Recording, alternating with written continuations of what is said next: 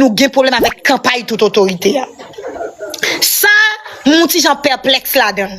Moi dit est-ce que nous pas comprendre ou bien est-ce que si nous dans campagne là nous penser c'est pour moi faire. Non, c'est une façon ka bataille stratégiquement. Attendez moun yo gen la justice yo nan men yo. Yo gen la loi yo nan men yo. Yo gen pouvoir yo nan men yo. Yo gen l'argent yo nan men yo. C'est pas stratégique pour mettre dehors. C'est pas stratégique pour mettre dehors, on va camper bataille en face yo. Mais a sacrifié nous yo fini. Rapport de force là en faveur nous. Nèg yo gen la justice nan men yo gen l'argent nan men yo, pouvoir yo nan men yo, tout bagay yo nan men yo. C'est celle stratégie. Propose ou pas on comprendre et puis tout stratégie méthode yo, oui. Nous va camper en face yo. Qui bon? Non partisan, ouais nous pas nan gouma. Pour qui soit penser au raïm nan? Pour ti campagne ça oui. Nous pas ma boule caoutchouc, est-ce que nous barrer route?